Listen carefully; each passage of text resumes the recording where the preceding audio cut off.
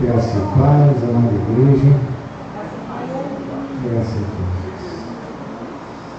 Vamos nos colocar em pé, quem puder, por favor. E abrir nossas Bíblias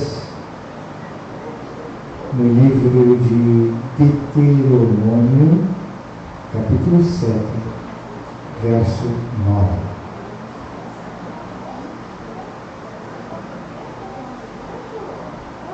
Na linguagem de hoje, a tradução da linguagem de hoje, 7 e 9, exato.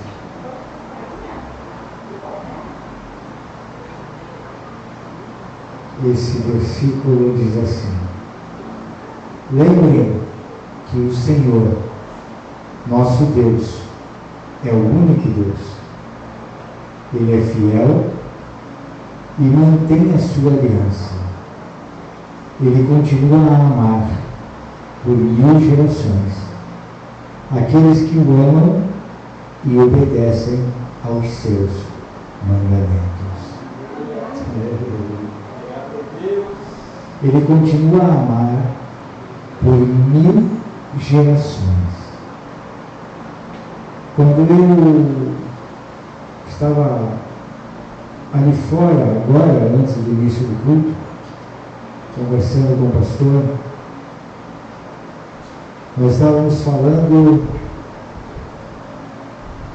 das distrações da vida. A palavra diz 1000 gerações. E eu creio nessa palavra. Eu vivo por essa palavra. Mas nós somos homens falhos, fracos.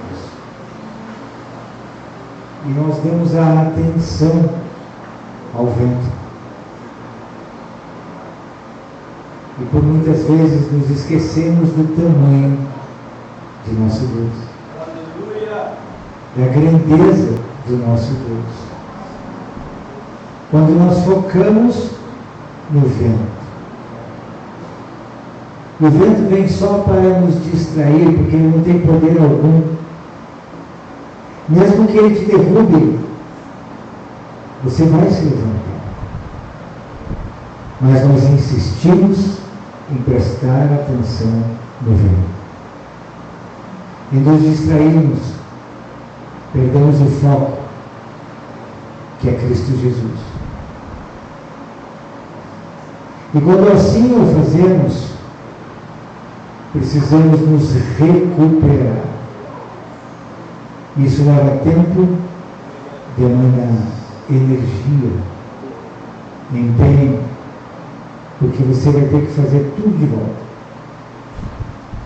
Que nós nesta noite venhamos tomar por consciência que o nosso Deus é maior que o vento. Que o nosso Deus nos mantém até aqui. Que passamos por todas as dificuldades, passamos por situações de milagre, situações que nós não podemos descrever logicamente, racionalmente, e Deus nos livrou de todas elas, e estamos aqui. Quando vier o próximo vento, a próxima distração, não seja negligente de forma nenhuma. Olhe, observe, mas não permita que ele tire o foco. E o foco é Cristo Jesus, meus irmãos. Essa é a busca. A busca da nossa salvação. Primeiro mim, eu preciso me preocupar com isso.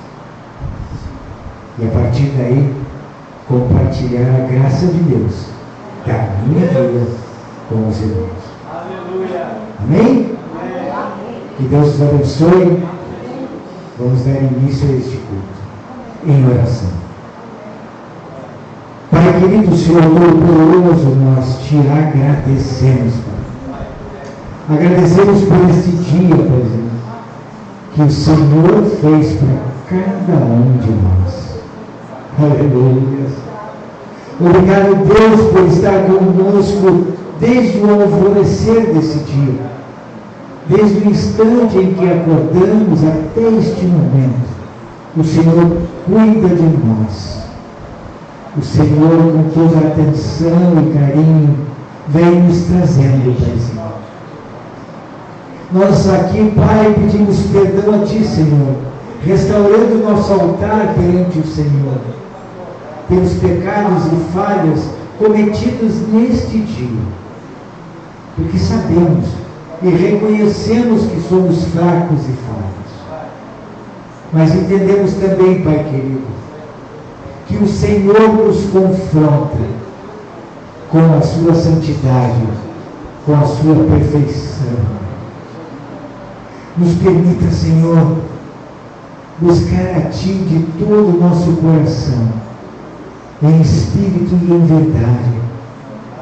Nos permita, Paizinho, que nesta noite nós venhamos receber a Tua palavra, a Tua palavra que vem edificar as nossas vidas, nos tornando fortes e resilientes, nos tornando guerreiros do Teu Evangelho. Que nesta noite, Senhor, nós venhamos deixar lá fora o que é de lá fora. Que nós venhamos, Senhor, pensar e trazer a nossa mente cativa aos seus pensamentos. Permitir que o Senhor venha nos tratar nesta noite. Tratar da nossa mente, dos nossos sentimentos, da nossa alma e do nosso espírito.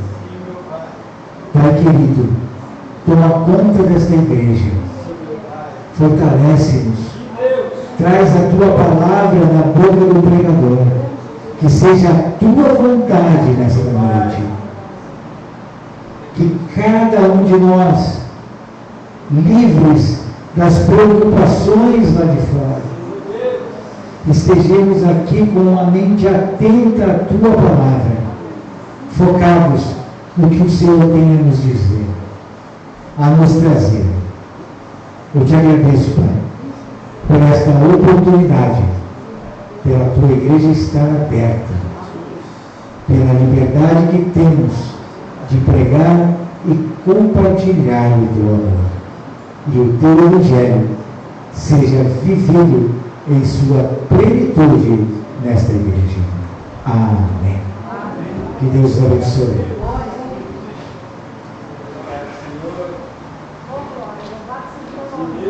Vamos louvar.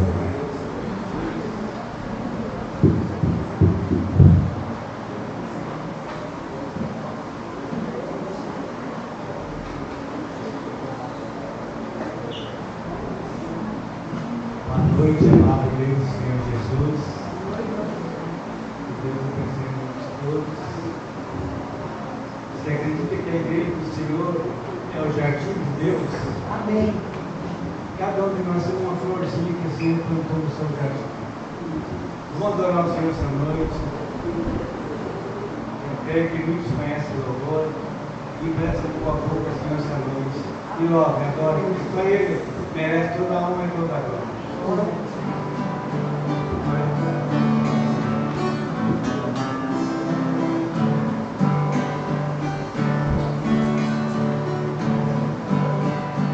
A minha alma estava longe dos caminhos, eu era pobre e esqueci meu pecador, mas Jesus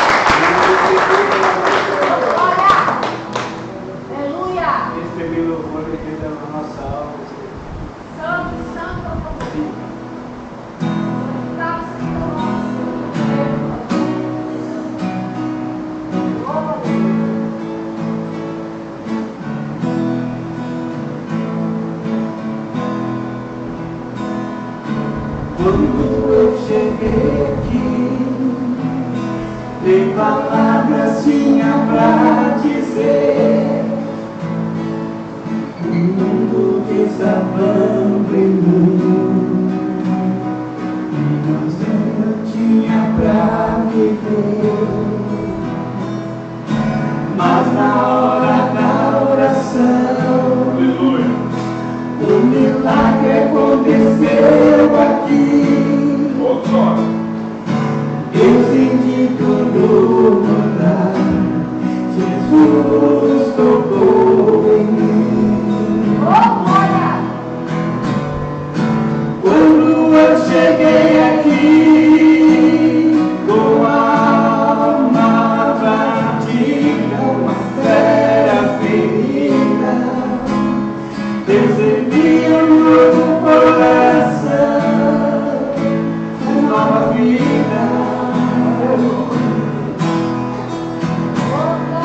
Quando eu cheguei aqui, eu era tão carente, um farrapo de gente, aprendi a usar a minha fé. Hoje eu ando na frente, obrigado Deus.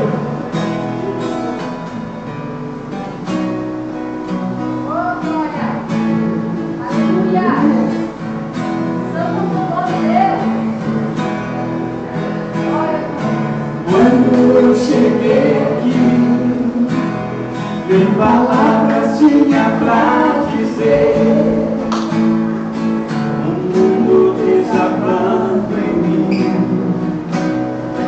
mas eu não tinha pra viver.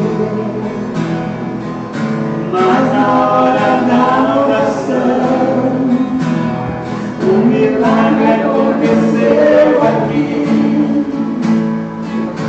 Eu senti tudo mudar, Jesus tocou em mim.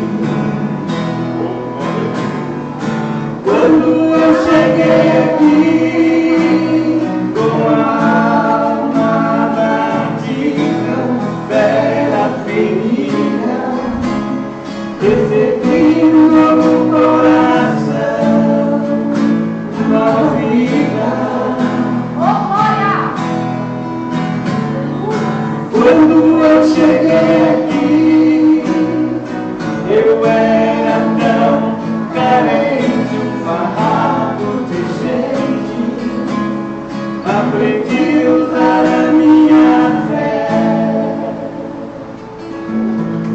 Porque eu ando na frente. Obrigado, Deus. Vamos cantar por ele para falar de Deus também.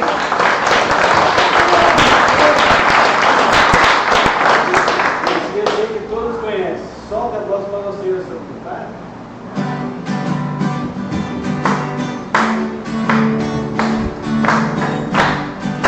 Quando eu cheguei aqui, o Senhor já estava.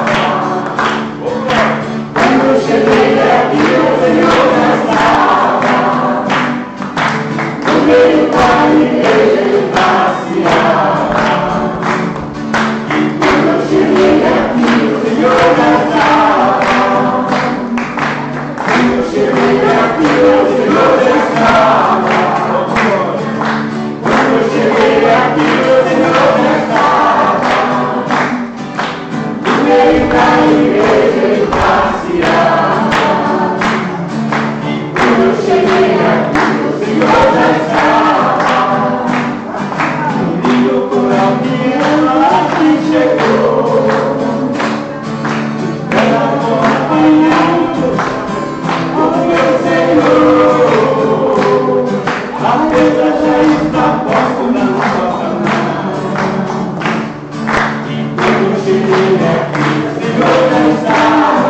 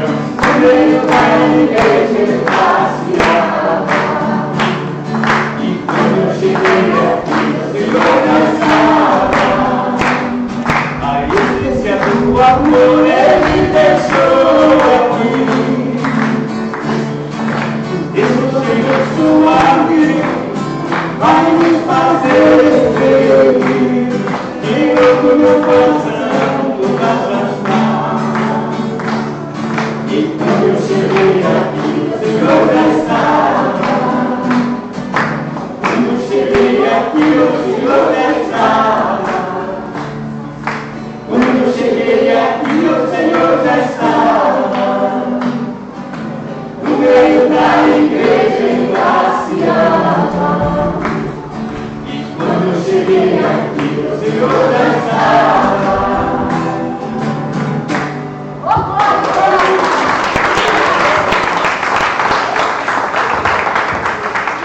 Glórias a Deus.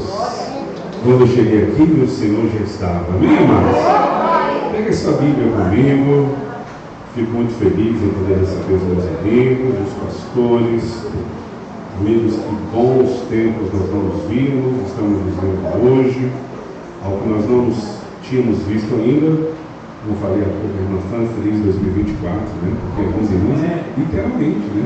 Estamos nos vendo pela primeira vez no ano de 2024. Uma bênção poder revê-los, dizer que eu amo vocês, vocês estão no meu coração e estamos juntos, em nome de Jesus. Amém? Pega essa Bíblia aí, por favor. Vamos abrir no livro de Juízes, capítulo 6. Nós vamos ler do versículo 1 ao 24. Juízes, capítulo 6, versículo de número 1 ao 24. Todos encontraram, digo amém? Quem não achou, de misericórdia. Misericórdia.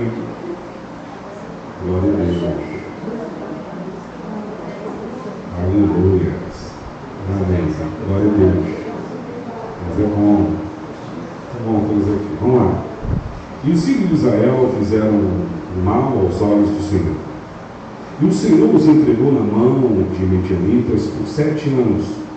E a mão de Midian prevaleceu contra Israel por causa dos Medianitas. Os filhos de Israel fizeram para si as covas que estão nos montes, e cavernas e fortalezas.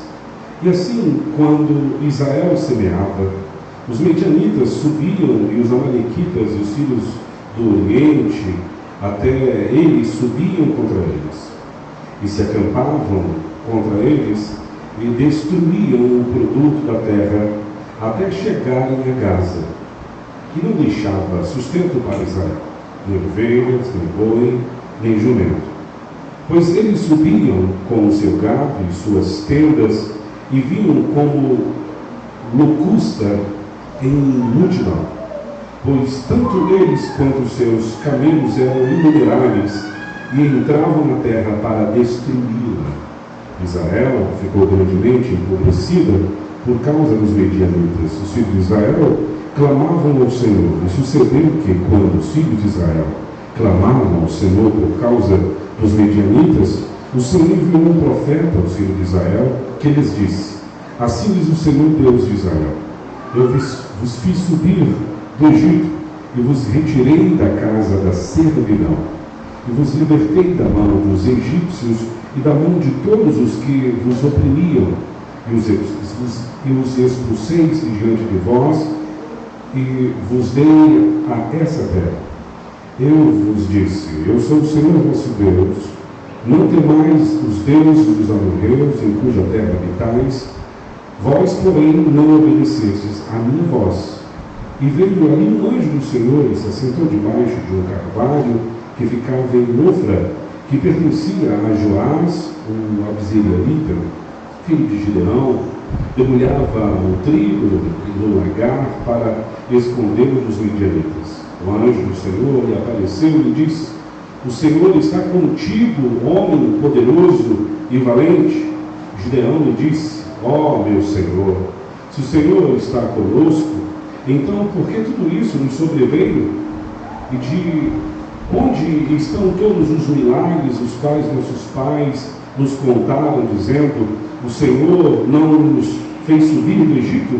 Agora, porém, o Senhor nos abandonou e nos entregou nas mãos dos medianitas. E o Senhor olhou para ele e disse: vai neste poder, e tu salvarás Israel da mão dos medianitas. Não te enviei eu? E ele lhe disse: ó meu Senhor, como salvarei Israel? Eis que a minha família é pobre em Manassés, e eu sou o menor na casa de meu pai. E o Senhor lhe disse: certamente estarei contigo, e tu ferirás os medianitas como a um só homem. Ele lhe disse: Se agora tenho achado graça aos teus olhos, então mostra-me um sinal de que tu falas comigo. Não partas daqui,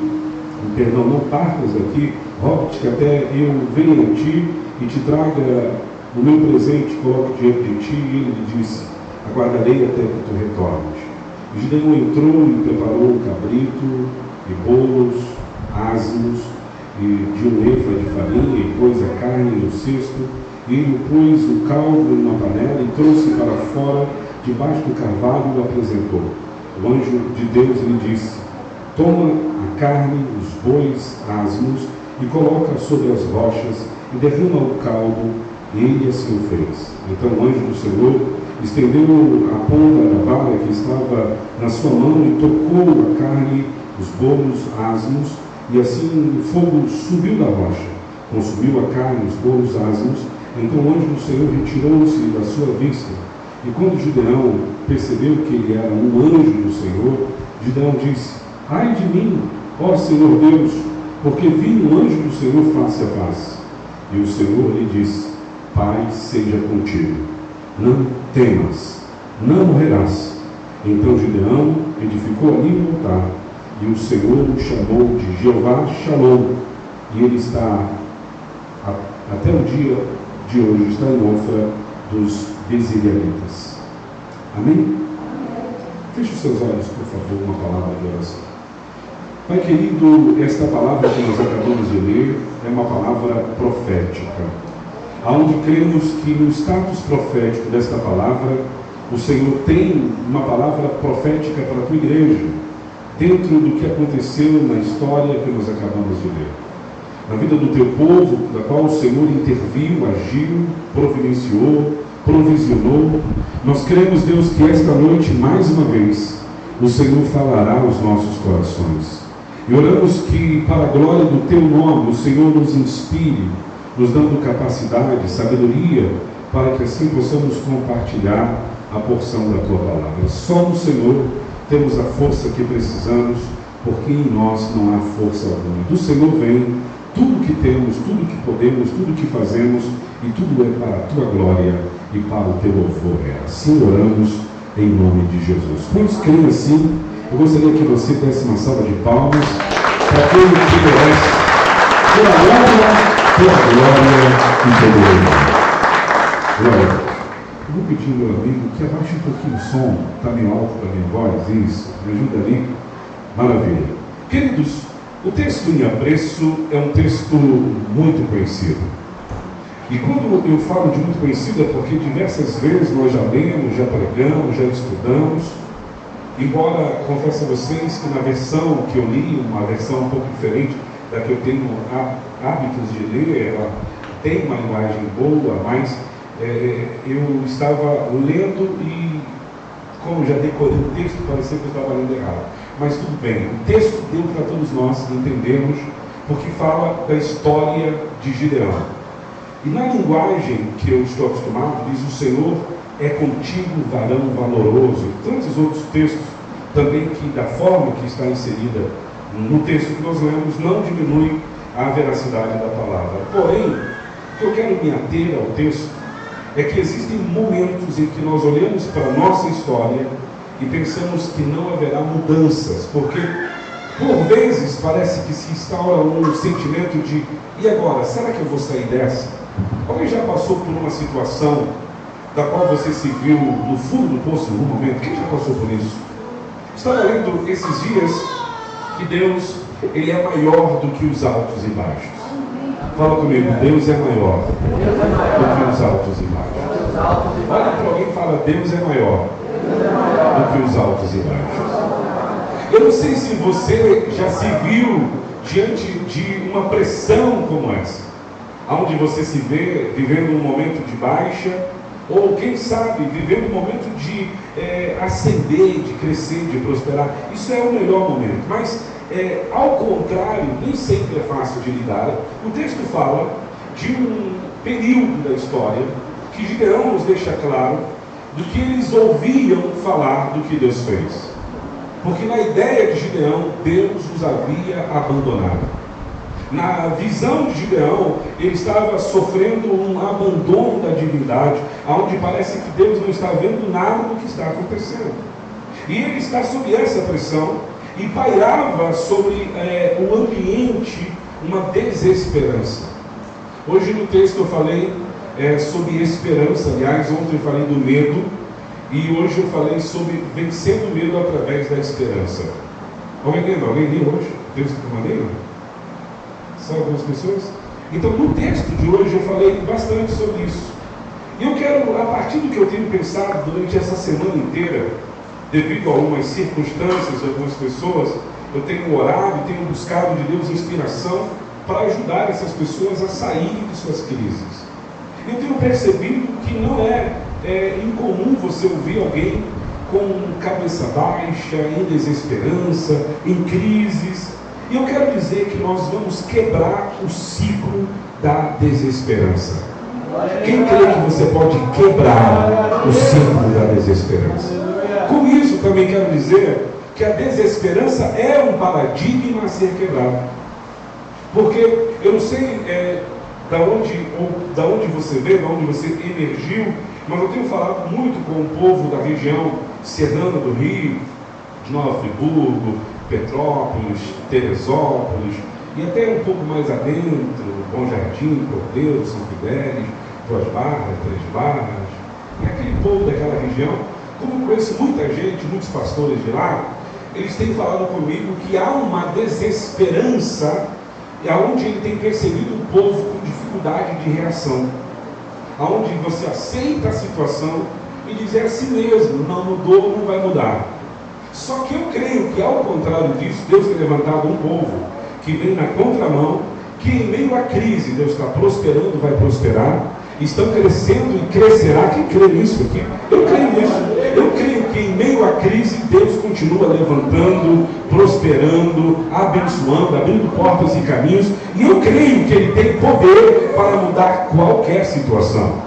Só que o livro de Juízes narra um dos períodos mais tristes da história do povo de Deus, onde Moisés conseguiu fazer seu substituto, mas depois de Josué, a situação de Israel ficou sem direção, ficou sem diretriz. E a frase que percorre o livro de Juízes é: naqueles tempos não havia rei em Israel e cada um fazia o que queria. Eu vou repetir: naqueles tempos não havia rei em Israel e cada um fazia o que queria. Querido, nós precisamos entender que nós somos o povo de Deus, e o povo de Deus não faz o que quer. O povo de Deus faz a vontade de Deus e faz o que Deus quer. Alguém reconhece isso como verdade para a sua vida? Que nós devemos submeter a nossa vontade à vontade de Deus e viver a vontade de Deus em detrimento da nossa vontade, porque o que prevalece não é a nossa vontade, mas sim a vontade de Deus. Você reconhece isso na sua vida?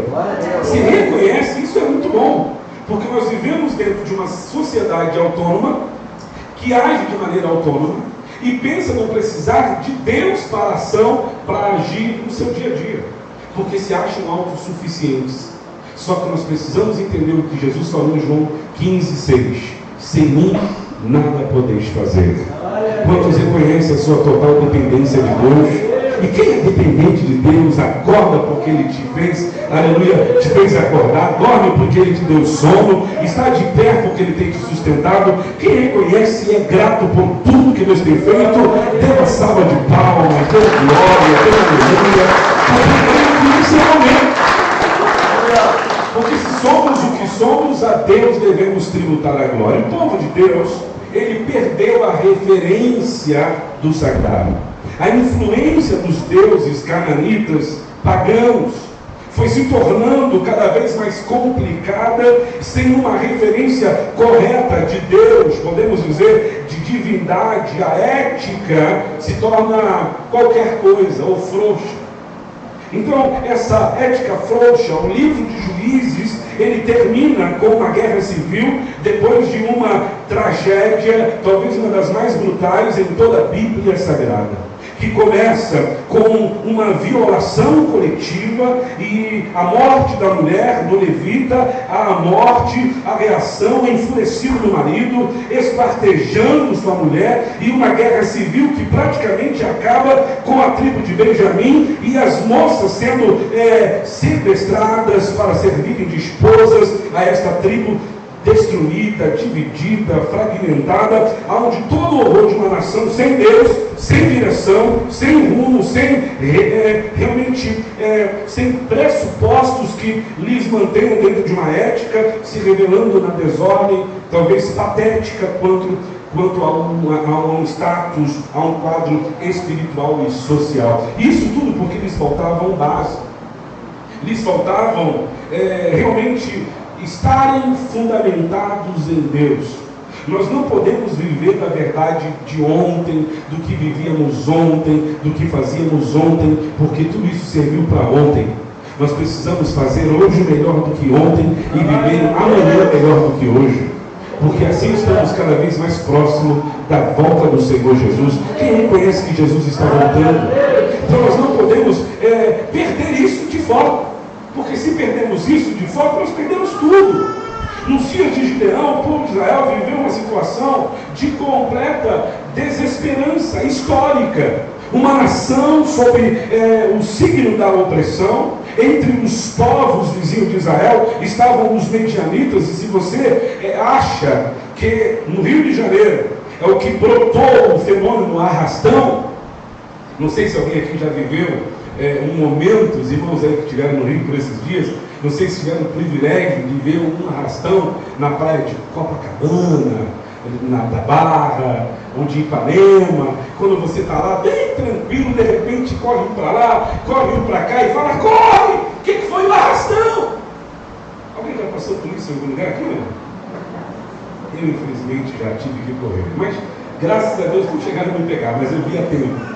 Mas eu já passei por algumas vezes no trânsito, no túnel Santa Bárbara, e agora está por prática eles fazerem isso no túnel, quando está tudo parado, engarrafado, não tem para onde ninguém correr, o povo deixa o carro, abandona o carro e sai correndo. Alguém já viu vídeo disso? Não.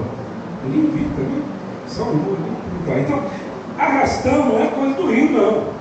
Se você pensa, literalmente brotou-se o fenômeno do arrastão. Quando o assaltante chega em um grande número, saqueando todas as pessoas, é porque, eu digo para você, se você ler Juízes, eu li Juízes e comecei a pensar comigo, foi daqui que esses abençoados aí aprenderam a fazer arrastão. Porque está aqui, os medianitas faziam a mesma coisa, era de súbito, vinham em bando. O texto fala, vinham bandos com camelos que eram inumeráveis, destruindo tudo.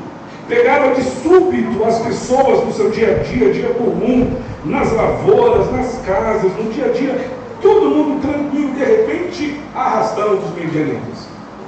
Pois é, talvez eles eram carioca, eu não vou pensar que não. Então, eles não trabalhavam, ficavam literalmente o ano inteiro aguardando a época da colheita. Estou brincando, tá, gente? Sem xenofobia. Então vamos lá. E quando os judeus armazenavam a comida, eles esperavam que tudo estivesse pronto para dizer: pronto, está tudo lá, vamos lá pegar? Vamos levar, porque a colheita foi boa esse ano, hein? Vamos Israel pegar um pouquinho para a gente? Então era desse jeito. E era comum. Eles vinham em bando, roubavam tudo que podiam, e os judeus então desenvolveram técnicas e colocavam os sacos de trigo e o vinho, a cevada, o azeite nas cavernas, nas montanhas, para que os bandidos não roubassem. Um episódio que mostra a sensação de insegurança encontra-se no texto que nós lemos, no verso 11, onde Gideão malhava trigo no lagar. No lugar de pisar uvas, ele estava malhando trigo. No lugar de fazer vinho, ele estava trabalhando o trigo. Então, lagar era um tanque de espremer uvas. Então, literalmente, esconder era uma forma de tentar passar ileso diante de um arrastão dos medianitas. E, para tanto, o texto fala, de forma sistemática, eles eram saqueados de tempo em tempo, de ano em ano. eu quero dizer que os saques, você não será mais saqueado. Você crê que Deus é um Deus que entra na sua história e quebra tudo aquilo que tem sido roubado na sua vida? Já se sentiu roubado? Quem sabe você possa ter o sentimento de ser roubado na sua casa, na sua família, nos seus sentimentos, na sua família, no seu relacionamento. Eu quero dizer que isso vai cessar na sua vida em nome do Senhor Jesus. Nesse cenário de oposição, por que não dizer de depressão, de insegurança histórica, política, Deus levanta Gideão para libertar o seu povo. Querido, Deus sabe quem levantar. Eu quero dizer nesta noite, Deus está à procura de alguém que se predispõe. Nem sempre vai levantar as pessoas mais notáveis, porque nós vivemos a era dos notáveis, dos hábeis, dos possíveis. Não, esse pode, esse sabe. Na Bíblia nunca foi assim. Deus sempre levantou os que não eram, sabe, não tinham cheiro. Esse aqui não aparenta, não nasceu, sabe, nasceu para dar errado. Sabe, aquele que nasceu para dar errado, não tem nenhum estereótipo. Deus está levantando. Eu creio, como foi com Gideão, Deus também vê o que ninguém enxerga. Deus conhece talento, habilidade, aptidão, virtudes, e Ele sabe a quem levantar. Eu quero dizer que Deus levanta libertadores, e Ele está procurando de pessoas que se dizem eis-me aqui. Quem crê que Deus continua levantando Gideão, levanta a mão, diga glória. Eu creio nisso. E se você acha que Gideão é um herói, repense. Porque eu tenho visto, inclusive já cheguei a ler algum livro que dá essa conotação de Gideão como se ele fosse um herói. Mas na verdade ele é inseguro. Ele é inseguro emocionalmente, sua fé era frágil, e ele pede a Deus provas o tempo inteiro. Ele está o tempo inteiro dizendo: se o Senhor é comigo, me prova. Se o Senhor é comigo, mostra para mim. Se o Senhor é comigo, confirma para mim. Então a autoestima literalmente beirando a zero. E esse texto nos mostra que quando Deus quer fazer algo, Ele vai usar instrumentos mais inesperados para fazer o que ninguém esperava que era possível. Quem crê para realizar obras tremendas? Quem crê num Deus que continua fazendo isso? Então põe a mão sobre a sua cabeça. Fala assim comigo: na minha casa, Deus está levantando os Gideões. Sabe aquele que você achou que não tem talento nenhum? Vai te surpreender. Sabe aquele que você achou que não nasceu para dar errado? É esse que vai dar certo. Sabe quem você achou que não ia acontecer? Deus está dizendo: vai superar as expectativas. E é isso que o texto fala. Primeiro, com as nossas percepções, nós devemos entender que podem ser erradas sobre o que acontece com a nossa vida. Queridos, há muita gente olhando para você e dizendo: é maldição. Só que eu vou lhe dizer, não é maldição. A tua vida é bênção, a tua história é bênção. O que Deus tem para a sua vida é planos de Jeremias 29:11. Quem crê num Deus que pensa do teu lado, está com você, torce por você, está no teu time. Quem crê num Deus que é com você, levanta a mão, dá glória a Deus. Então não é altiveza, porque Deus é com você. Possa ser que quem diga ao contrário, veja você orando, veja você lutando, parece que as coisas não mudaram ainda, mas a Bíblia diz, conforme foi a palavra a Gideão, Juízes 6:12, então o anjo do Senhor lhe disse: o Senhor é contigo, homem valente.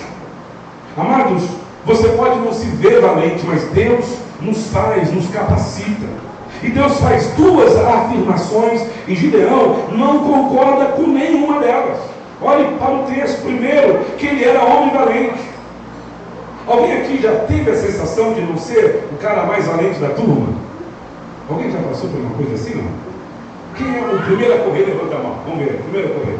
Olha aí, sempre tem o primeiro a correr. Sei, irmãozinho ali engana. Não vou falar, não vou dar spoiler para ninguém. Tem irmão aí que levantou a mão dizendo que é o primeiro a correr. Eu acho que não é, mas tudo bem. Mas tem muitos que dizem: sou o primeiro a correr, né? Eu não sei. Eu vou dizer que eu, infelizmente, não era o primeiro a correr. Eu era sempre o primeiro a ficar. Ficava para ver. Vamos ver. E era desse jeito. Foi. Não, vou pago para ver. Era assim a vida inteira. Era menor, mas era mais encrencado. Sabe, encrenca? Era eu. Alguém já foi encrenca aqui, não? Eu era crente, filho de crente, cresci na igreja, mas não corria de encrenca. Era só Deus. Minha mãe vivia orando, dizendo misericórdia. Esse menino se enfiou no mais encrenca.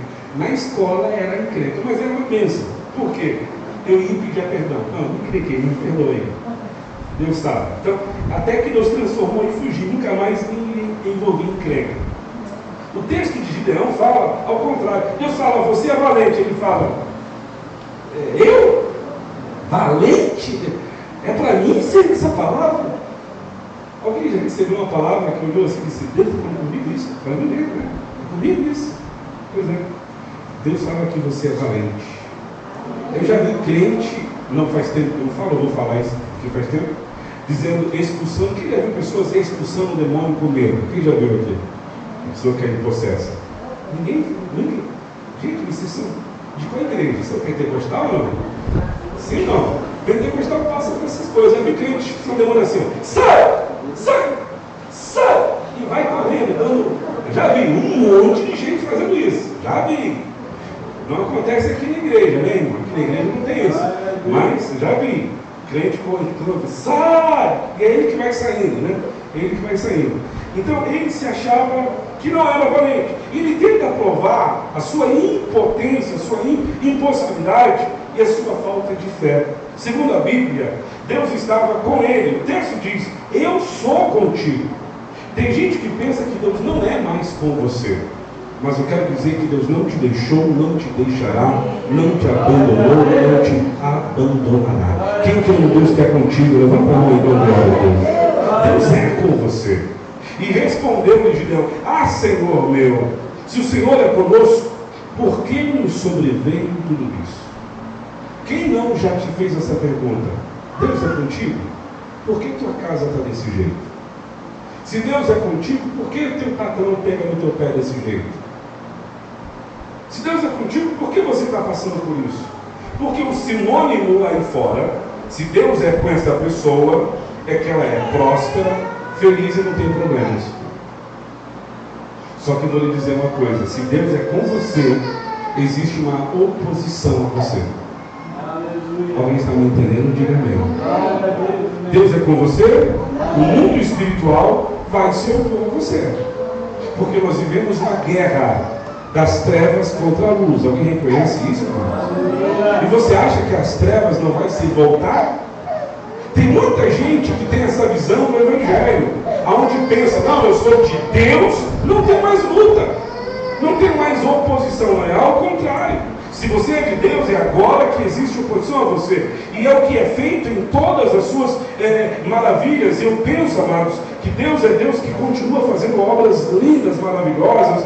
E se você olhar, Gideão, ele cobra isso, dizendo, se Deus é comigo, então, por que nos veio isso, nos sobreveio isso? Porque ele sabia, pela história, de tudo que Deus havia feito. E ele fala, nos fez subir do Egito. Porém agora o Senhor nos desamparou e nos entregou nas mãos dos medianitas. Quando ele usa essa expressão do Egito nos fez subir, ele está dizendo que Deus derrubou o faraó, está dizendo que Deus livrou Israel das pragas egípcias. Eles estão dizendo das maravilhas do mar sendo aberto, do mar se fechando, os egípcios sendo mortos em um só dia. Querido, Deus é um Deus que continua agindo no meio do seu povo. Nós precisamos entender, o Deus que operou ontem, Ele pode operar hoje. Você vai dizer glória a Deus, né? Gideão afirma que Deus não está com eles. E é óbvio que ele não está conosco, segundo a expressão de Gideão, porque ele nos entregou na mão dos medianitas e ao invés de nos livrar, como fez com os nossos pais. Então a sensação dele é que Deus nos havia entregado na mão dos medianitas. Então eu digo, amado, se você se sente na mão da crise, sem ter o que fazer, acredite, é porque Deus tem um plano maior do que você possa imaginar. Deus vai nos surpreender, porque as nossas percepções sobre nós, sobre Deus, sobre a realidade, nem sempre são claras e corretas. Deus o chama de valente e ele não vê nada disso nele. Deus revela que não havia abandonado o povo, mas o povo havia abandonado o Senhor, e as circunstâncias revelam que a miséria do povo era provocada pela idolatria. Segundo o texto, Deus queria levar o seu povo ao arrependimento. E não era Deus que os havia abandonado, mas o povo de Deus que havia abandonado a Deus. Percebem que as nossas percepções sobre Deus podem facilmente se distorcer. Porque esse é um erro muito comum em nossas vidas. Em geral, vemos os nossos problemas como evidência de que Deus não se importa conosco porque tem um problema, ao invés de indagar se realmente havia pecado contra Ele, ou se está trabalhando em tais situações para o nosso bem, para nos restaurar, para nos purificar e para nos levar a orar a Ele. Porque Deus vê potencialidade aonde ninguém acha virtude. Gideão não vê. O texto fala, então, o anjo do Senhor veio a Gideão, se apresentou-se debaixo do carvalho em Ofra, que pertence a Joás, o Abzerelita, e Gideão, seu filho, estava malhando o trigo. O texto fala que o Senhor disse: vai nessa tua força, Gideão, porque o Senhor é contigo. Olha, amados, o Senhor, muito obrigado, falou para ele na força que havia sobre ele. Fala comigo, existe uma força que está dentro de mim. Quem crê que Deus enxertou algo em você? Quem crê? Levanta a sua mão. Quem crê? É interessante que Deus não disse, vai na minha força, mas vai na força que está em você.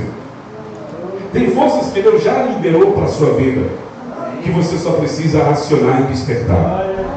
Quem crê que é tempo de despertar os talentos, as virtudes que Deus tem em nossas vidas? Quem crê que é tempo de aflorar aquilo que Deus já nos liberou? Paulo fala, desperte o dom que está em você. Podemos perceber claramente que Gideão não é exatamente um homem sólido emocionalmente. Ele é um líder nato, isso é importante. E a Bíblia não tem heróis. O herói da Bíblia é Jesus. E os textos nos mostra, nos demonstra, com a graça de Deus, que literalmente Ele pode pegar pessoas inseguras como Gideão e usá-la com a sua graça. E a Bíblia diz, Paulo escreveu em 1 Coríntios 4,7, temos esse tesouros em vasos de barro, para que a excelência seja de Deus e não nossa. Quem crê, amados, que Deus continua depositando tesouros em vasos de barro? Eu quero dizer para você, Deus dá tarefas a pessoas como nós, que mesmo diante das nossas limitações, Ele vai nos habilitando, nos capacitando, nos preparando. Gideão, ele tem alguns problemas. Segundo a Bíblia, sua baixa autoestima, quando o anjo se manifesta, ele revela a sua fragilidade. E provavelmente Gideão deve ter olhado para o lado pensando, será que sou eu mesmo? Será que é comigo? A sua resposta é defensiva, porque ele não se achava capaz para aquela tarefa. Eu digo, ele olha para os seus limites, para as suas possibilidades, ele diz, eu sou pobre, sou de uma tribo pobre, e a minha família é a mais pobre de toda a tribo. Quem sabe essa seja a realidade de muitos, mas eu quero lhe dizer, o tesouro, a provisão, a suficiência não está em nós, mas está em Deus. Em Deus há todo o tesouro que precisamos. Quem acredita que Deus é provedor, mantenedor, Ele que te sustenta, que te mantém? Levanta a tua mão e diga glória a Deus. A Bíblia diz que Ele apresenta a família sem expressão social. Ele disse, ai meu Senhor, olha para a minha família. Ele se vê em uma condição das menores famílias da sua região, e provavelmente o que ele está dizendo fosse verdade. Mas diante do que ele estava dizendo, ele estava percebendo que ele não tinha meios para resolver. Queridos, quando Deus te chama para algo, para uma tarefa, não, para uma função ou um chamado, ele não está se baseando nas suas possibilidades, mas na que ele vai liberar para você. Quem crê que Deus é mantenedor do teu chamado? Eu creio nisso. Não era um homem tão pobre, conforme o texto fala. Se você estudar, você vai perceber, porque nós vemos que havia fome e ele estava malhando o trigo. Havia fome, mas ele tinha o que comer. É assim é Deus. Gideão, ele tem uma fé insegura, ele responde: se agora achei mercê diante dos seus olhos. E Gideão estava sempre querendo sinais para crer. A Bíblia diz: mais bem-aventurado é o que não vê, os que não viram, mas creram. Quem quer hoje começar a repreender a incredulidade, vencendo a incredulidade, querido, se Deus te chamou, acredite, porque esse não é um tipo de fé bíblica. A Bíblia afirma que Abraão, esperando contra a esperança, creu. A Bíblia diz, Romanos 4:18.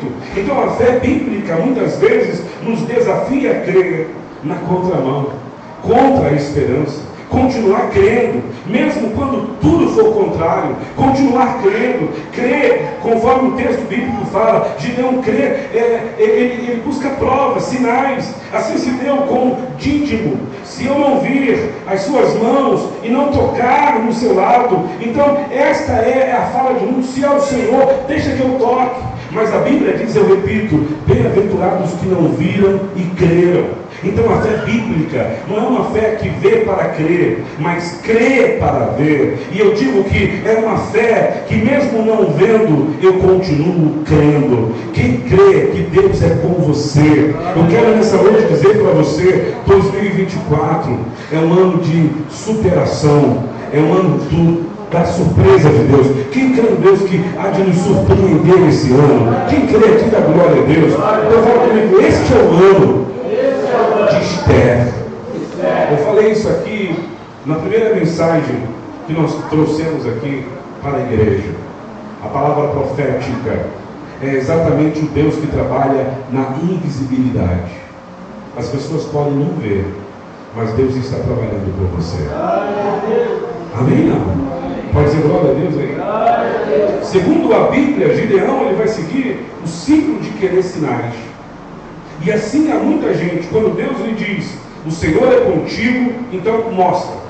Se Deus é comigo, mostra. Quando Deus lhe ordena: vai na tua força, ele novamente dirá: ai meu Senhor. Então, conforme sabemos, ele espere até que eu volte. Olhe bem, a palavra de Gideão: fica aqui, eu vou preparar o sacrifício, mas não se mexe, fica aqui. Então, se eu achei mercê aos teus olhos, dai-me um sinal que tu estás falando comigo. Rogo-te que daqui não te apartes até que eu volte e traga a minha oferta. Então, terra seca, lã molhada.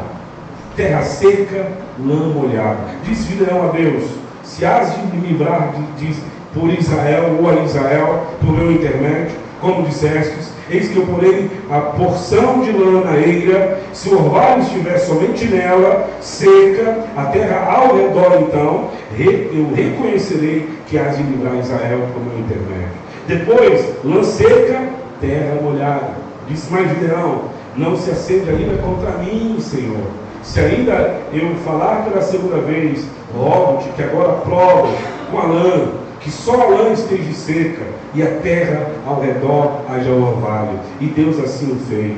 Então o problema de Gideão é que ele não consegue romper uma barreira interna, o ciclo repetitivo de questionamento. Querido, pare de argumentar e comece a obedecer. Glória a Deus. A geração atual é a geração do argumento. É ou não é? Quem é da época em que a mãe falava não tinha como argumentar? Levanta a mão aqui. A minha época era essa. A mãe falava, não tinha argumento. Era o que a mãe falava. Hoje a mãe fala, o pai fala, e você tem que fazer direito para lidar com o teu filho. Você tem que ser boa em retórica, tem que falar, tem que argumentar bem. É ou não é verdade?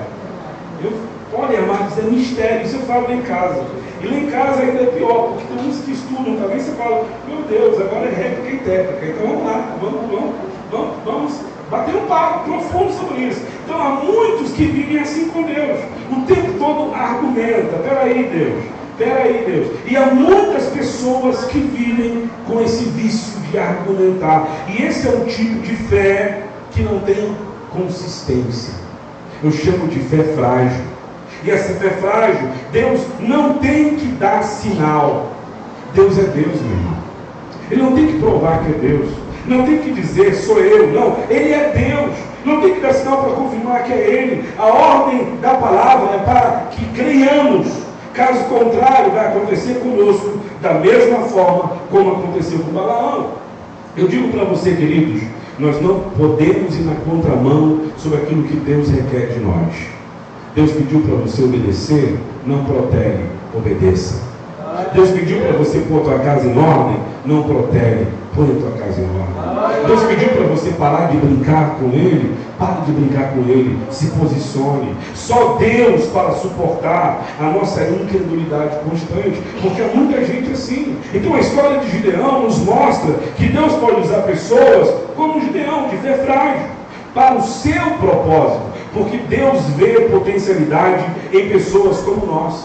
Não é surpreendente, porque há muita gente que eu conheço, você conhece também, que você olha e fala, como é possível Deus fazer, Deus usar? Quantas vezes não foi com você ou comigo?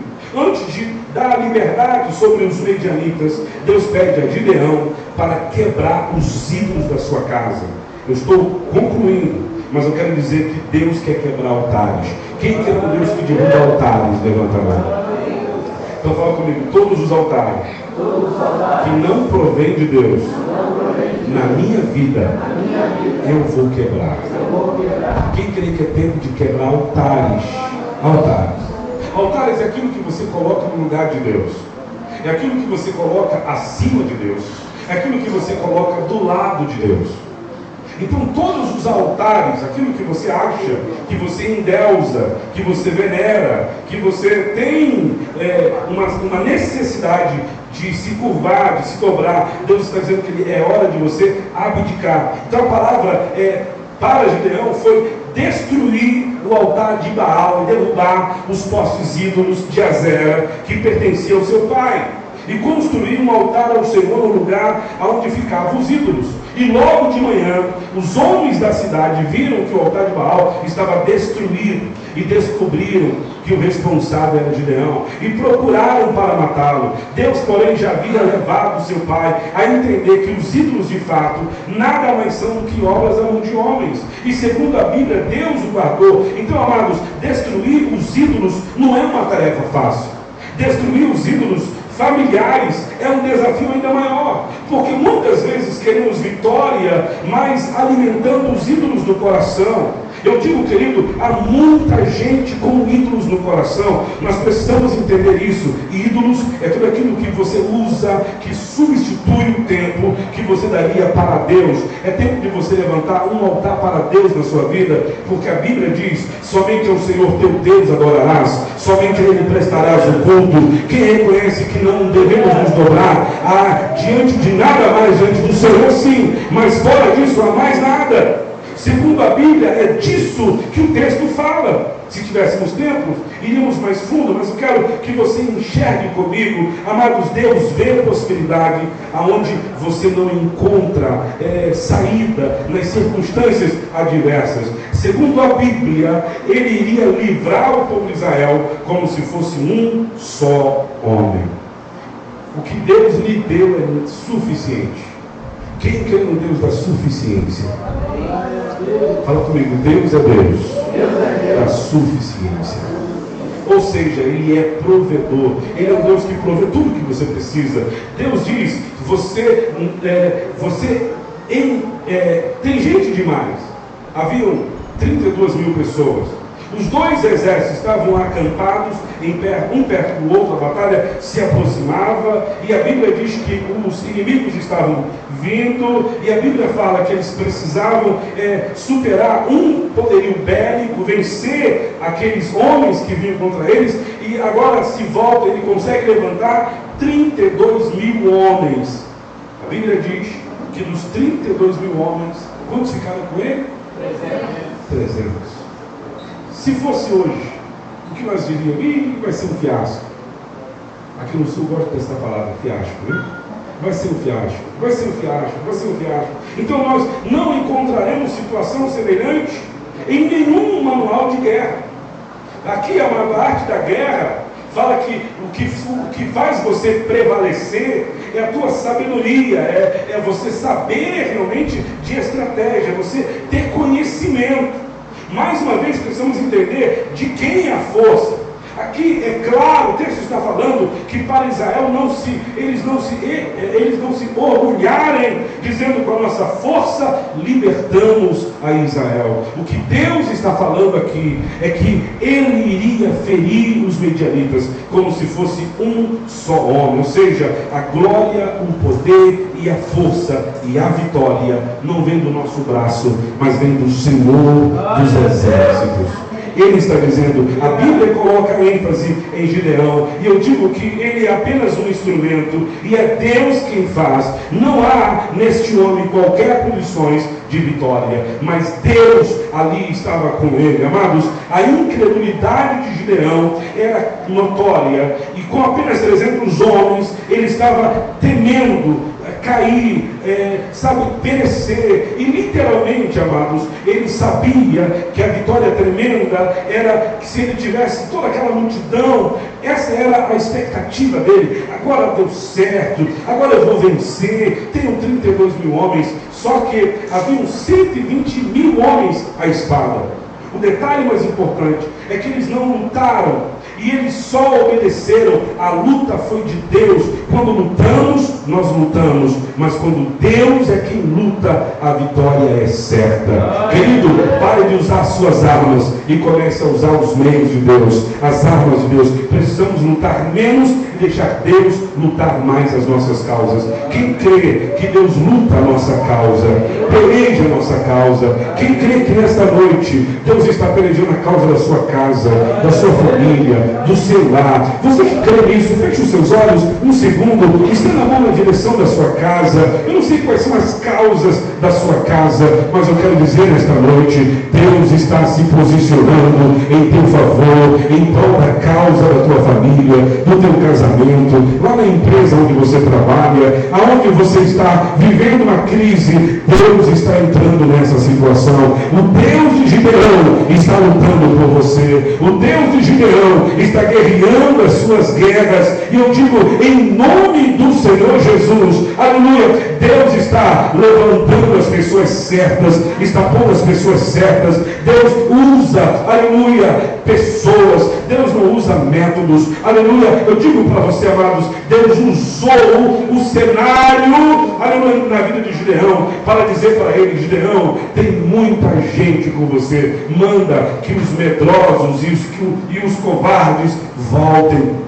E a Bíblia diz que voltaram na primeira vez 22 mil. Amados, eu aprendi que a coragem não é a ausência do medo, mas o triunfo sobre ele. E literalmente, o homem corajoso não é aquele que sente medo, mas é aquele que conquista esse medo, segundo dizia Nelson Mandela. Então o medo controlado, ele não te paralisa, mas já o medo, a fobia, esse te paralisa. Segundo a palavra no grego, tobel, medo é fobia, é aquilo que te prende, aquilo que te escraviza, aquilo que te impõe um jugo. Mas eu quero dizer que Deus está quebrando aquilo que te travou em 2023. E eu quero dizer hoje, dia 17 de 1 de 2024, nada vai parar o plano e o propósito de Deus na sua vida. Nada vai atrofiar a tua fé, atrofiar as tuas pernas, teus braços. Nada vai impedir que você alcance os seus objetivos para esse ano. Quem crê que este ano Deus vai surpreender crentes, igrejas, famílias? Levanta a mão mais uma vez aí, meu irmão, porque eu creio que tudo aquilo que te aprisionou, te travou, te paralisou, não vai te paralisar, não vai te prender, em nome do Senhor Jesus. Quem recebe isso, dá glória a Deus aí, e dá uma salva de palmas para Jesus. O Deus que possibilita você reagir, de você sair do lugar, de você viver novas experiências. Quem crê no Deus de ousadia? Fala comigo: Deus me dá ousadia. Olha para alguém e fala: Deus está te dando ousadia. Ousadia, aleluia. Segundo a palavra de Deus, amados, a lógica de Deus é vir na contramão. Deus muitas vezes, ele vem na contramão. Gideão demorou a entender a mensagem, ele demorou a compreender. Deus queria que ele colocasse nele a sua confiança. Aonde está a sua confiança? Isso vai fazer a diferença. Gideão demorou a perceber, a compreender que tudo que ele precisava era Deus. Deus, ele nos dá uma direção, e crer na direção que ele deu para nós é um desafio. Segundo a Bíblia, a estratégia de Deus é improvável. Quem crê no Deus que vem de maneira improvável, mas ele nos surpreende com coisas inimagináveis? O que você acha que não vai dar certo, o que você achou que não prosperaria, vai prosperar.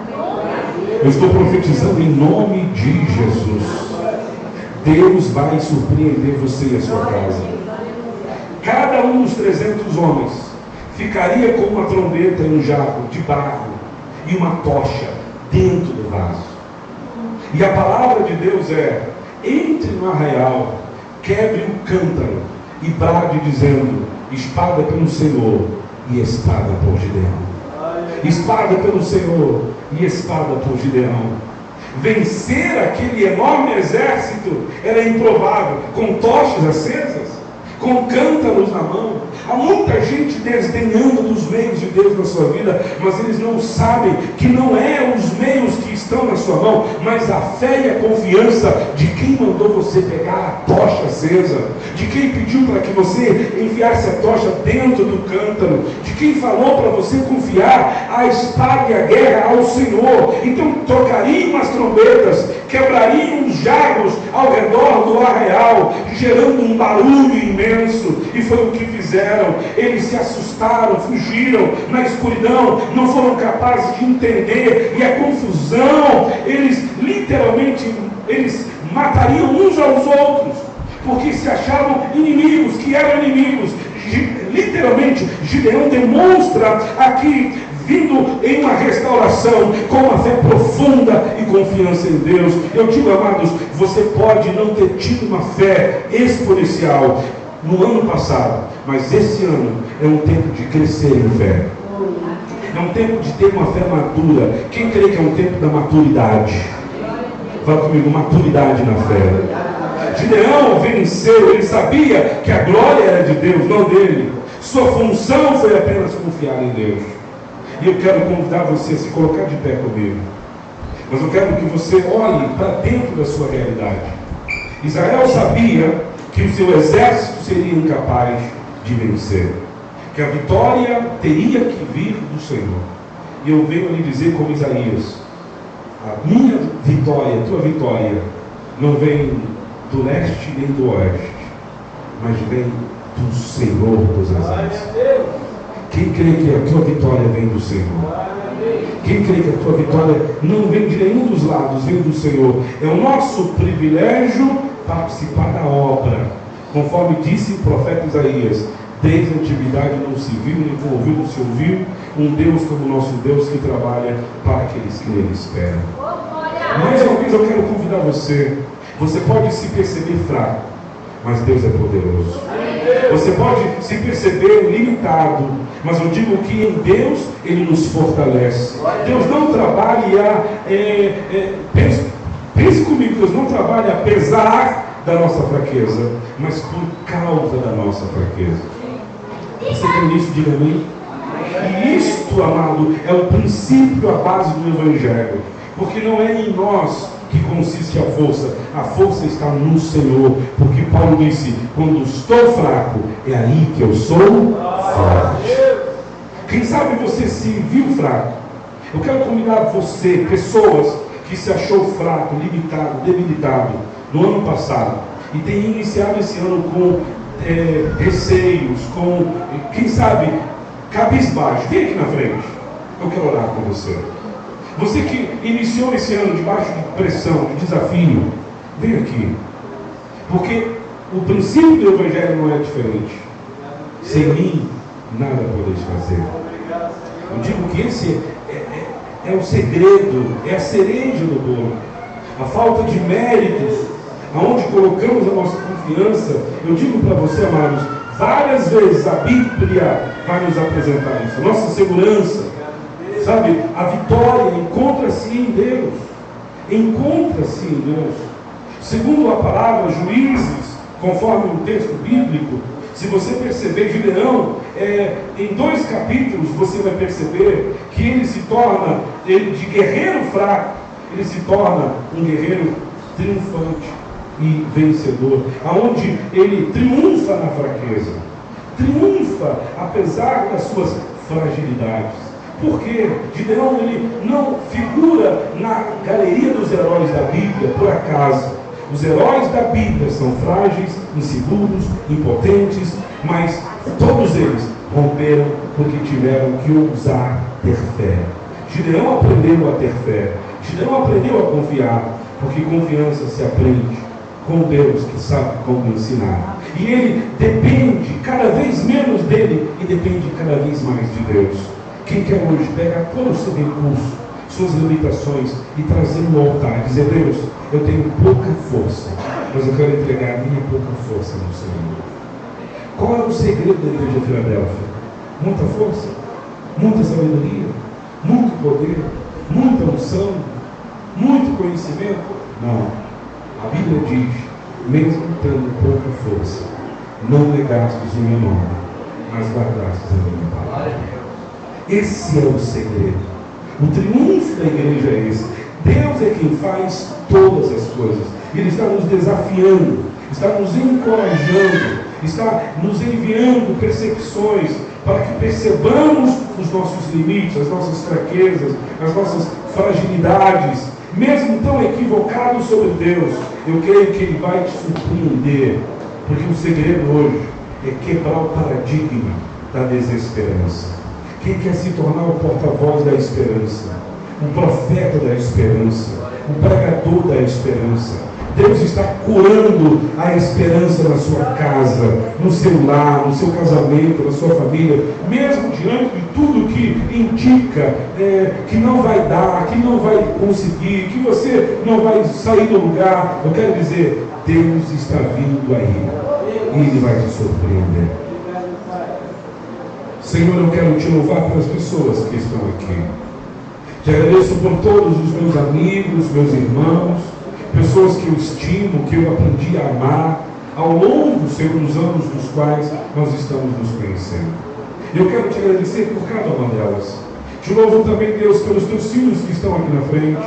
Senhor, cada família que veio à frente, aqueles que, mesmo, Senhor, reconhecendo os seus limites, suas fragilidades, Senhor, elas não tiveram receios em dizer: eu preciso disso, eu quero mais do Senhor na minha vida, eu quero essa força, eu quero essa fé, eu quero essa ousadia. Ó Deus, o segredo, papai, é nós entendermos que só do Senhor vem o que nós não temos, só do Senhor alcançamos o que nós não achamos dentro de nós muitas vezes, mas sabemos que o Senhor está no mesmo lugar. Porque Tu és um Deus que não nos abandonou, não nos deixará. Segundo a Tua palavra, o Senhor diz: eu te remi, te chamei pelo Teu nome, Tu és meu. E quando passares pelas águas, eu passarei contigo. Quando pelos rios, eles não te submergirão. Quando pelo fogo não te queimarás, nem chama alguma arderá em ti. Deus, esta é a palavra do Senhor. Não temas, porque eu te remi, chamei-te pelo Teu nome, Tu és meu. Não temas, porque eu sou contigo. Não te assombres, porque eu sou o teu Deus. Oh, aleluia. Assim como o bichinho de Jacó, a Tua palavra diz: não te assombres, porque eu te sustento com a destra da minha justiça que é fiel. Eu quero profetizar nesta noite dizendo que vem força aí, e vem força na fraqueza, vem alegria na tristeza, vem, Deus, a Tua graça que nos faz perseverar, descansar, superar, aonde nós entendemos que o propósito nos mantém firmes, Senhor, diante de tudo quanto o Senhor tem nos chamado a fazer. Esta é a palavra que aqui foi falado, Senhor, e tem sido pregado nesta igreja. E eu quero te agradecer, Pai, por todos aqui mais uma vez, e por o Senhor escolher fortalecer, aleluia, a Tua igreja. Segundo a Tua palavra, e eu creio nesta palavra, há tesouros em vasos de barro. E eu estou dizendo que o Senhor vai superar as expectativas de famílias que se achavam tão limitados, mas que farão a diferença devido à ousadia que o Senhor está trazendo nesta noite. Você que crê que Deus te dá ousadia, mais uma vez levanta a mão acima da sua cabeça. Eu gostaria que você tivesse, sabe, a ousadia de cobrar o ânimo. Uramacalaba Xandaramandecaya Lamassura Bacandaraba Xandarabagaia. Entender que Deus é Deus apesar das circunstâncias. Deus é Deus apesar de toda a situação que você esteja enfrentando com a sua família. Deus é Deus e Ele há de te surpreender. Você crê nisso? Então eu gostaria que você não saísse do seu lugar, mas com os olhos fechados, tributasse as vitórias, as bênçãos, os milagres, por tudo que Deus tem feito na sua vida. Eu gostaria que você aplaudisse a Ele e glorificasse o seu nome. Bem forte, igreja. Bem alegre. Glória a Deus, igreja. Oh, aleluia. Ao novo tempo de Deus para a sua vida. Ao novo tempo de Deus para a sua casa, para a sua família, para o seu lar.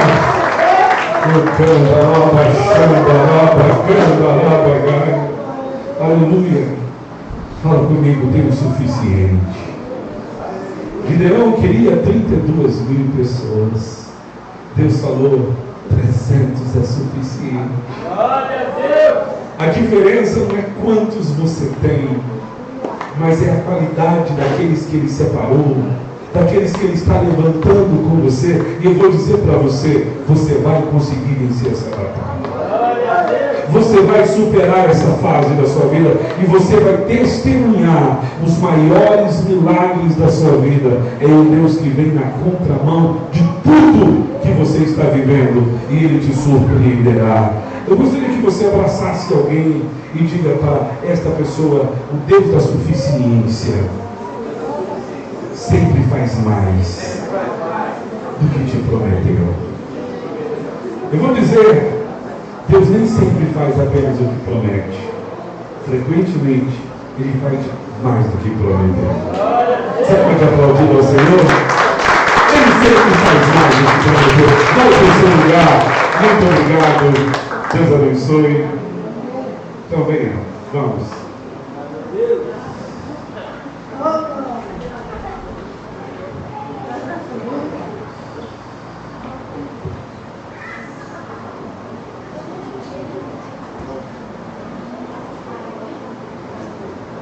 Meus irmãos, podem se sentar, fiquem à vontade. Hoje, nós iremos comemorar o aniversário do meu bronzeado pastor, né? Já que na semana passada, na data do aniversário dele, nós não pudemos festejar, porque ele estava em Ipanema, pegando sol, né? Correndo como é o nome? Do Arrastão. Robson, eu queria colocar como igreja, se cerimoniando esta festa e trazendo algumas palavras para você. Chamo você com muito respeito. Você é meu amigo. Em primeiro lugar, meu pastor. E nós desenvolvemos essa amizade e nos tornamos amigos por muitos anos. Muito o Senhor me ensinou. A sua palavra, a sua conduta, a sua busca.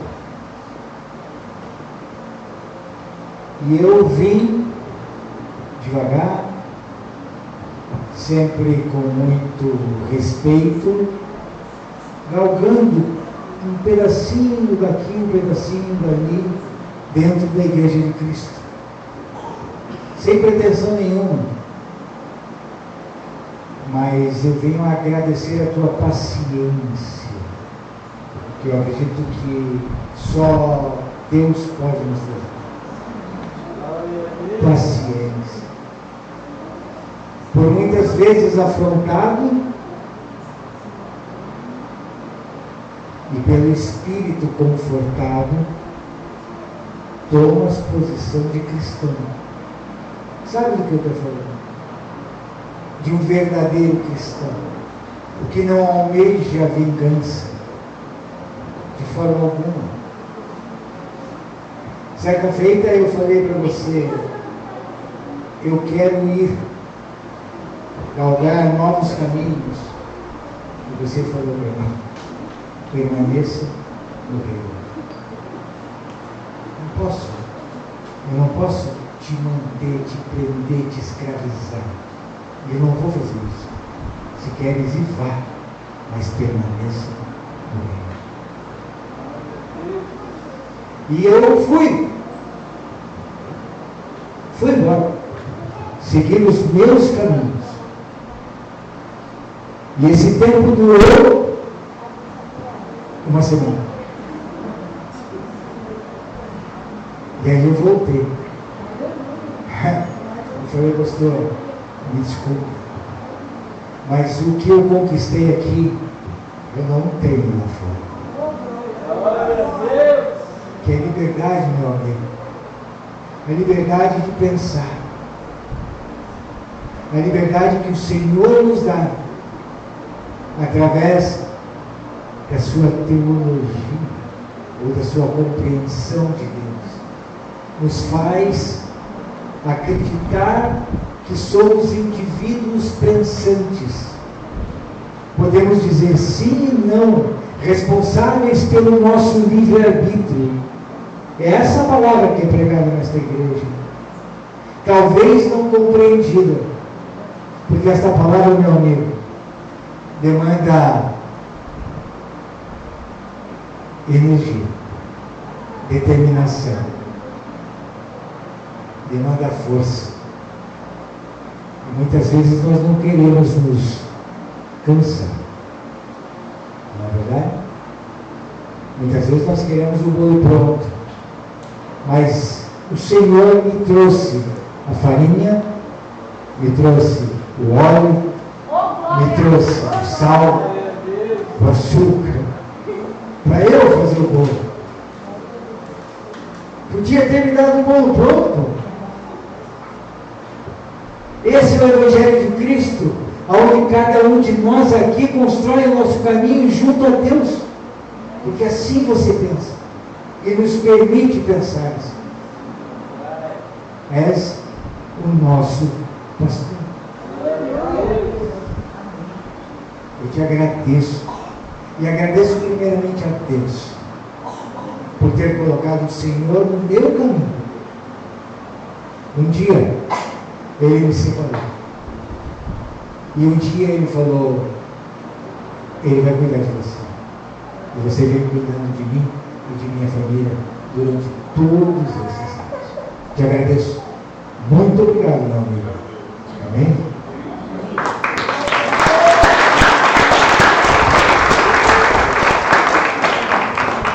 Agora tem mais um pouquinho. Não é só isso. Pastora Karen, por gentileza, a senhora pode vir até aqui?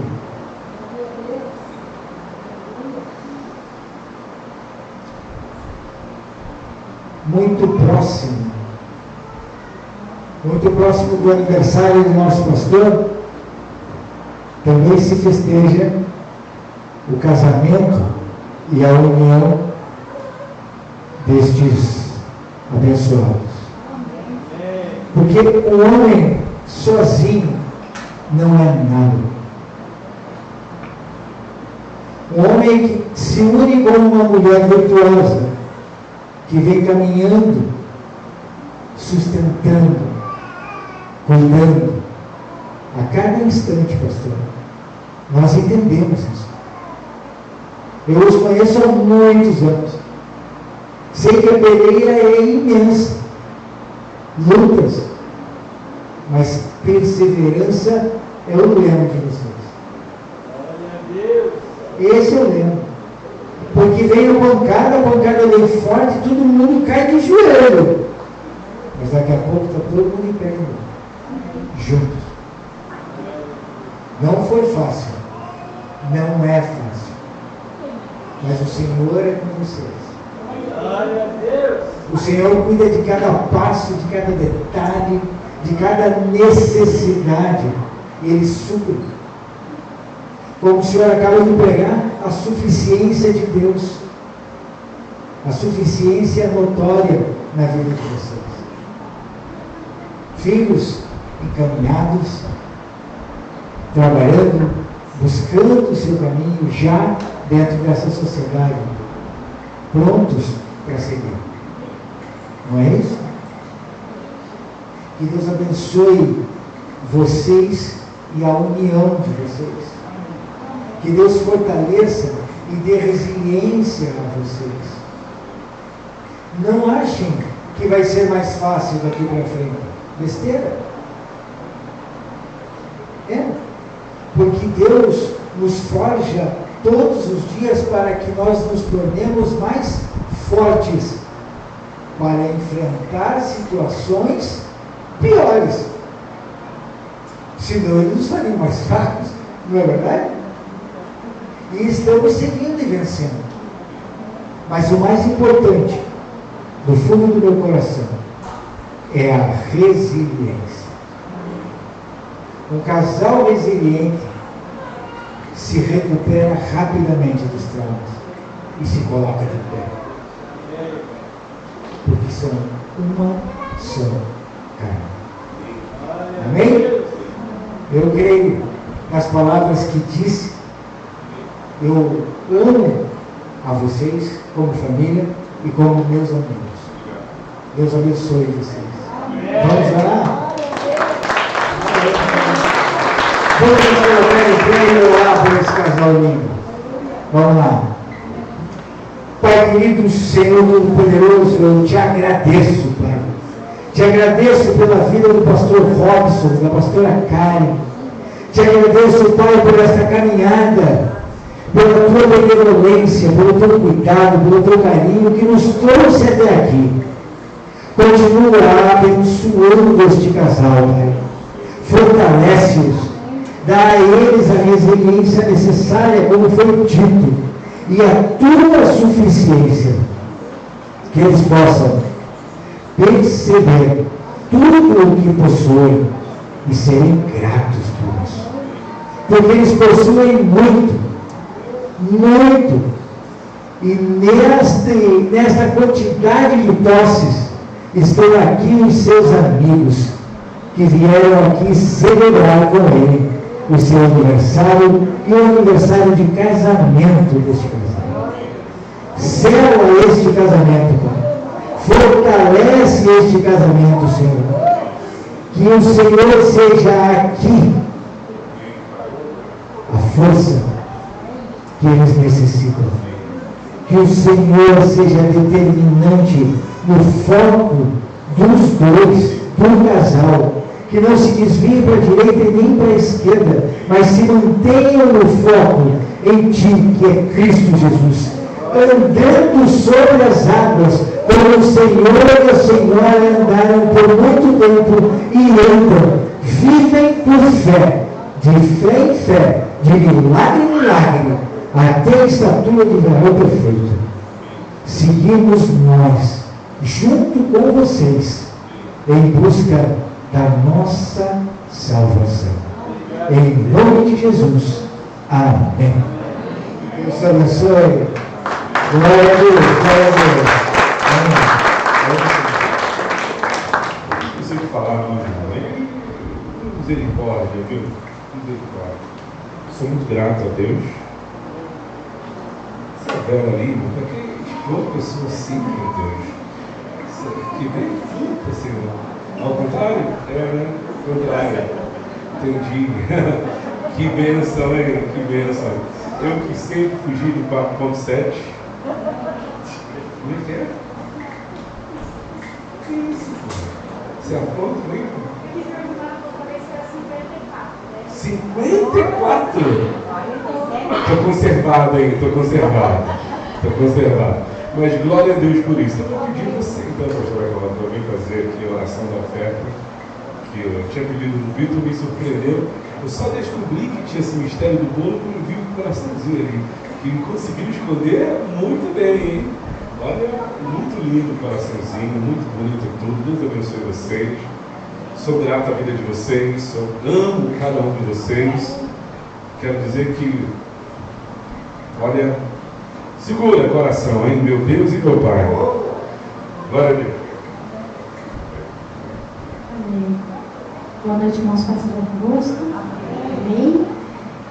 Agora eu vou fazer a oração das ofertas, mas a Valquíria colocou os corações ali com um propósito.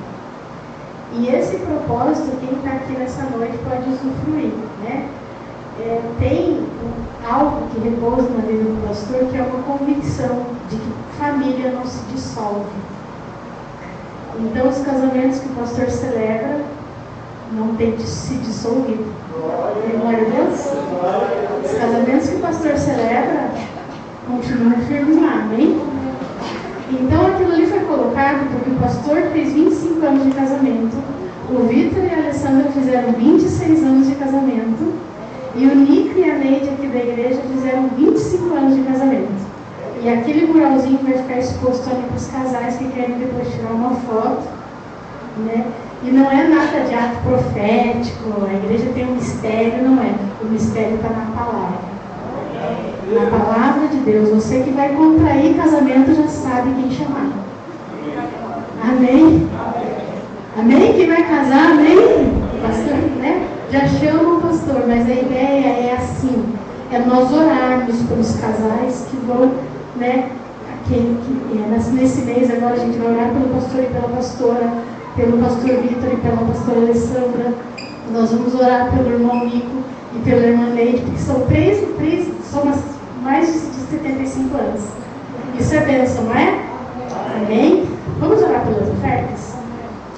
Deus, nós queremos te bendizer por esse tempo, por esse lugar, por cada pessoa que está aqui nessa noite. Nós sabemos que todas as coisas, Deus, elas estão debaixo da tua soberania, debaixo do teu senhorio. Nós queremos te bendizer, nos alegramos juntos nesse dia.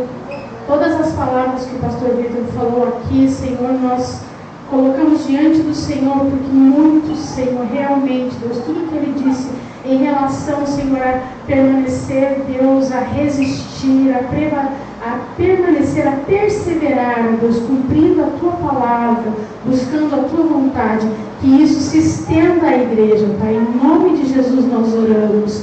Pai, agora neste momento nós oramos, porque nós cremos que onde o Teu povo se reúne, algo, Deus, no mundo espiritual pode realmente acontecer, porque o ambiente do sobrenatural está neste lugar. E nós cremos que toda oração que se fizer neste lugar será ouvida. Por isso, Deus, ouve essa pessoa agora que está ofertando, que está dizimando. Essa pessoa, Deus, que tem sido fiel nos dízimos, nas ofertas. Essa pessoa que tem o desejo, Senhor, de dizimar. Essa pessoa que está buscando uma oportunidade de trabalho. Essa pessoa que está com um desafio profissional. Nós pedimos que a mão do Senhor, ó Deus, seja com ela. Que essa pessoa possa testemunhar das tuas bênçãos, possa contar do que o Senhor fez. Nós te bendizemos, te agradecemos por termos condições, ó Deus, de trazer, ó Deus, ofertar na sua casa, semear no reino, porque nós cremos que estamos semeando no reino, para que a palavra alcance mais e mais pessoas, para que mais e mais famílias sejam alcançadas pela tua palavra, para que toda honra, toda glória e todo louvor seja dado ao teu nome, Pai. Essa é a nossa oração em nome de Jesus. Amém. Amém. Oi pessoal, paz. Eu queria dar parabéns para o pastor Robson, que está fazendo 47 anos.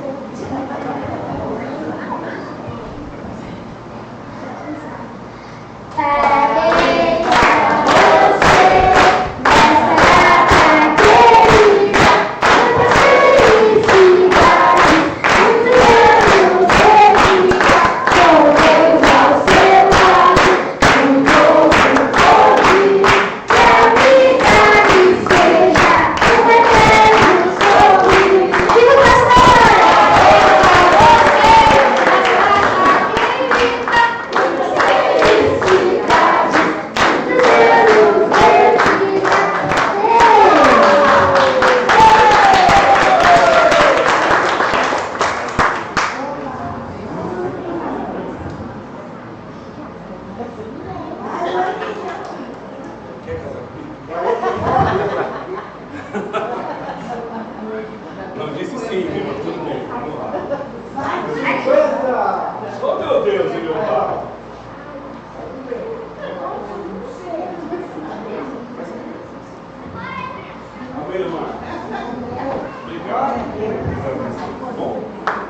Obrigado, Deus abençoe.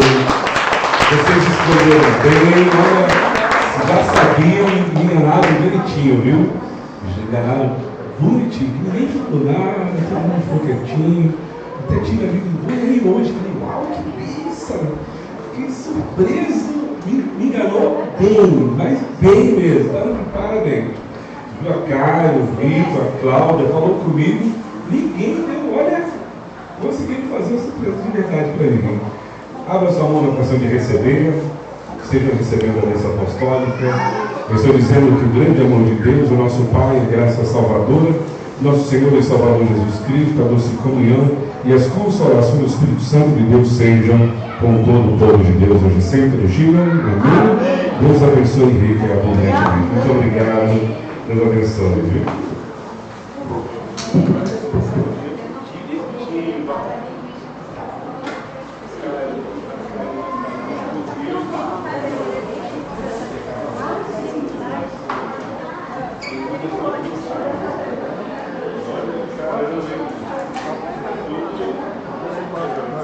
Vamos jogar para 50.